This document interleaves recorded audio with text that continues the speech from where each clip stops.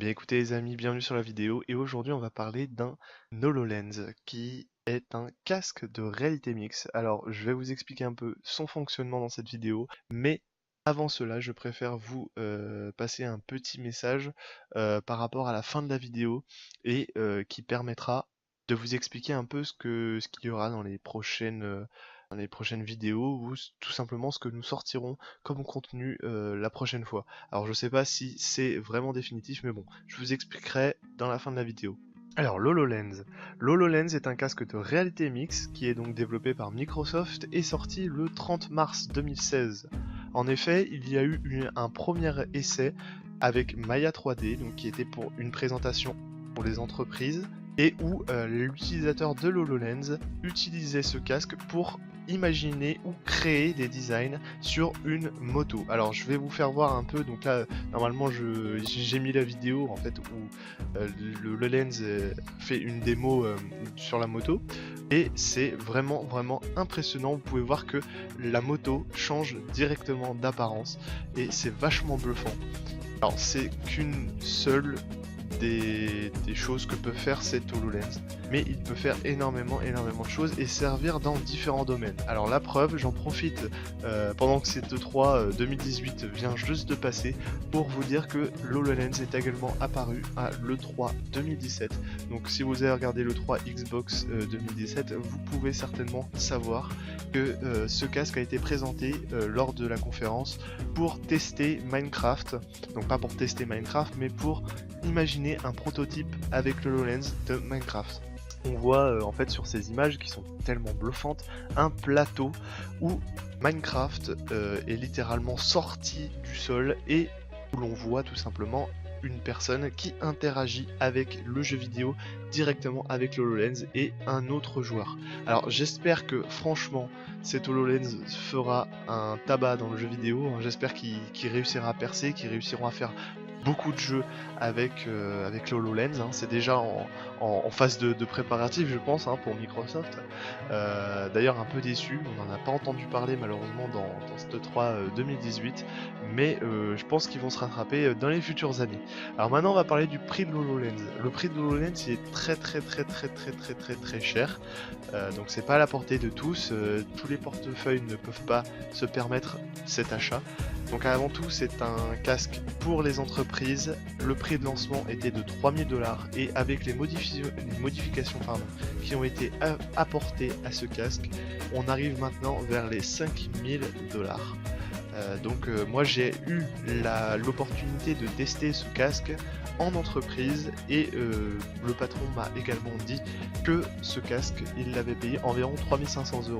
Donc c'est pas 5000 € le prix définitif, c'est-à-dire qu'en fonction des fournisseurs je pense, ou en fonction de l'usage que vous en faites, si vous êtes une entreprise, si vous êtes un client juste particulier, vous n'aurez pas le même prix en fait. Ce casque n'est pas abordable pour tous et n'est pas commandable partout sur le net.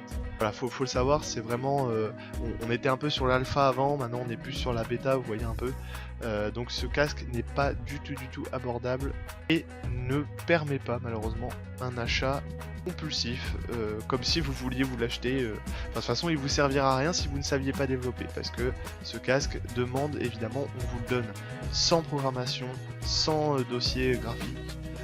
Donc vous êtes vraiment à zéro avec ce casque, et si vous n'êtes pas développeur, si vous n'êtes pas graphiste, vous ne pouvez évidemment rien faire avec ce casque, donc pour l'instant inutile pour les clients.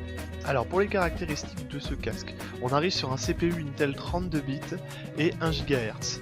On a également 2 Go de RAM, 1 Go de RAM HPU. Alors le HPU était en fait l'Holographic Processing Unit, qui est en fait l'élément central de l'HoloLens, qui est un peu le cœur et qui permet la bonne compréhension de l'environnement dans lequel il évolue. Ensuite on a un espace de rangement de 64 Go, qui est plutôt pas mal, hein, pour des lunettes, où tout simplement vous pourrez stocker tous vos projets. Ensuite l'affichage écran large, donc il y a un affichage stéréoscopique de 2,3 mégapixels. Alors ils disent écran large, sauf que je l'ai testé ce casque et l'écran large c'est pas tellement très large. Comment m'expliquer? Alors c'est à dire quand j'ai mis le casque sur mes yeux, j'ai remarqué tout simplement que l'objectif était tellement petit, même si c'est pas vraiment des objectifs mais plutôt des verres entre guillemets, des verres de lunettes, hein, parce que c'est vraiment des lunettes. Ces verres de lunettes étaient vraiment très petits et en fait ça, quand j'avais l'objet devant moi, sur le moment j'ai pas remarqué qu'il y avait un objet, j'ai dû reculer pour voir en fait l'objet en 3 dimensions dans la pièce bien, voilà. Donc on a un affichage stéréoscopique de 2,3 pardon, mégapixels et une caméra 2,4 mégapixels. Alors vous allez me dire c'est pas énorme, mais c'est suffisant pour voir un objet en 3D et être époustouflé. Franchement c'est vraiment bien fait, on voit super bien l'objet. Alors après c'est pas une résolution de ouf, mais c'est pas nécessaire, voilà, c'est pas une photo, c'est pas des choses qui ont un rendu imagé, qui ont besoin d'un rendu imagé très performant. Effectivement, pour vous dire la différence, actuellement sur des portables on est environ à 8 mégapixels sur les plus gros téléphones, évidemment on est environ à 8 mégapixels sur des caméras face et pour les caméras arrière on est environ à 12-14 mégapixels, même plus pour certains portables. Alors là, il y a différentes choses à savoir pour la fonctionnalité de ce casque. Il y a beaucoup de capteurs et 4 principaux.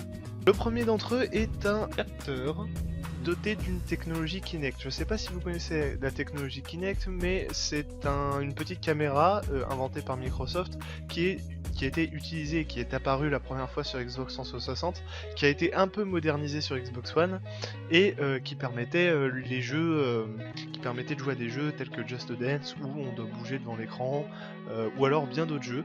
Et en fait cette technologie Kinect va en fait permettre l'analyse de la profondeur d'une salle, et donc c'est cette même technologie qui a été réutilisée pour l'HoloLens. Et avec la technologie infrarouge de Kinect, on peut détecter la profondeur d'une pièce et calculer les distances. C'est ça qui est très important. Donc du coup il va analyser un espace de 120 par 120 degrés et tout ça dans vos yeux. Il y a ensuite un capteur de lumière. Alors le capteur de lumière lui permet d'adapter l'affichage à la luminosité ambiante et participe à la gestion de l'énergie. Je m'explique, la luminosité ambiante, c'est-à-dire que si vous avez un objet qui est d'une telle couleur, ou alors si vous avez une pièce qui est très éclairée, le casque va adapter sa luminosité d'affichage de façon à le rendre le plus clair possible, alors à rendre l'image la plus claire possible. Après si on parle de gestion d'énergie, effectivement, l'HoloLens a sa propre batterie et le fait de baisser la luminosité d'affichage permet justement d'économiser plus ou moins de batterie. Donc là je vais vous parler un peu plus du cœur de l'HoloLens, ce qui fait que vos déplacements, vos mouvements, vos gestes sont enregistrés. Alors voilà, il y a en fait 4 caméras optiques sur l'HoloLens et elles sont utiles parce qu'elles permettent de tenir compte des objets physiques, des tables, des murs et permettent une centrale inertielle de façon à pouvoir situer par rapport à la gravité, par rapport à la vitesse, par rapport à beaucoup de choses qui font que les gestes, qui composent en fait un geste ou un mouvement. Donc par exemple avec la vitesse angulaire, la combinaison d'un accéléromètre, un gyroscope, un magnétomètre, tout ça en fait sont contenus au-dessus du nez, dans la partie centrale de l'HoloLens. Le nez qui a été choisi bien sûr pas par hasard, puisque le nez est au centre de votre corps et permet d'avoir un centre de gravité. L'HoloLens, vu qu'il est sur votre tête, le nez est bien évidemment au centre de votre tête également, permet en fait tout simplement de suivre au mieux les mouvements de tête ou les différents gestes que vous faites avec celle-ci. Alors ensuite, dans le plus basique, vous avez 2 haut-parleurs, donc qui sont des petits haut-parleurs orange qui sont mis sur les branches de la lunette, et 4 micros qui ne sont pas rien, puisque ce casque permet également d'avoir des contrôles vocaux sur tout ce que vous faites et permettrait même plus tard de tenir une conversation Skype ou même en entreprise avec différents interlocuteurs. Un peu plus au niveau du front, après vous avez la carte mère, la puce Wi-Fi et Bluetooth, et qui bénéficie en fait d'un refroidissement passif en fait. Voilà, il n'y a pas de ventilateur, mais il est refroidi par autre chose. Alors je ne sais pas, j'ai pas de renseignements sur ce refroidissement-ci, mais effectivement c'est très intéressant d'avoir pris ce genre de technologie. Donc évidemment toutes ces technologies ça coûte cher.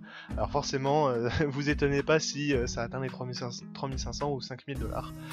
Quand on voit un peu tous les capteurs, toutes les technologies utilisées dessus, la technologie Kinect, bon voilà, ça a demandé énormément de travail. Et je peux vous dire un petit renseignement supplémentaire. Donc voilà, ce casque ne pèse que 579 grammes. Vous pouvez, et j'ai demandé à un ingénieur là où j'étais dans l'entreprise, il a porté ce casque pendant une journée entière et m'a dit tout simplement qu'il n'avait pas ressenti de fatigue. Voilà, donc ce casque est vraiment très léger et il permet de rester confortable en fait toute la journée. Sans forcément avoir des mal de nuque, des mal de tête, des mal de quoi que ce soit. Donc ça c'est vraiment génial. Voilà, donc comme je vous avais dit juste avant de faire toutes ces petites explications sur le HoloLens, je voulais vous donner aussi quelques renseignements sur la chaîne. Alors en ce moment il y a Esteban en fait qui est en train de faire, ou du moins Wolby, excusez-moi j'ai donné son vrai prénom, mais Wolby est en train de faire les différentes vidéos de l'E3. Je sais pas encore s'il va avoir le temps de les faire parce qu'il y a énormément de choses à savoir, énormément de contenu, énormément de jeux. Et s'il veut passer tout ça en détail, ça va lui mettre un bon petit paquet de temps. Cependant, en attendant, bah, évidemment, vous pouvez retrouver les différences E3 n'importe où, hein, ça a été enregistré, préenregistré, même le jour de la sortie. Mais si vous voulez plus de détails sur les jeux, sur les graphismes utilisés, les moteurs, etc., allez voir ces vidéos. Il vous donnera aussi beaucoup plus de détails sur les prochaines sorties, peut-être même sur les jeux en eux-mêmes. Donc comme je vous l'ai dit, par contre, je ne suis pas sûr qu'il la sorte. Je pense qu'il travaille dessus, hein. Il va en sortir quelques-unes, je sais pas s'il va avoir le temps de les sortir, mais je préfère vous prévenir comme ça, voilà, sur les prochaines actualités. Je ferai également d'autres vidéos sur des jeux vidéo. La prochaine fois ce sera un gameplay où je pourrai vous présenter un peu le jeu et émettre une petite note. Donc je vous laisse sur cette fin de vidéo. Merci d'avoir regardé la vidéo, abonnez-vous, likez, faites comme vous voulez. Ciao, bye bye.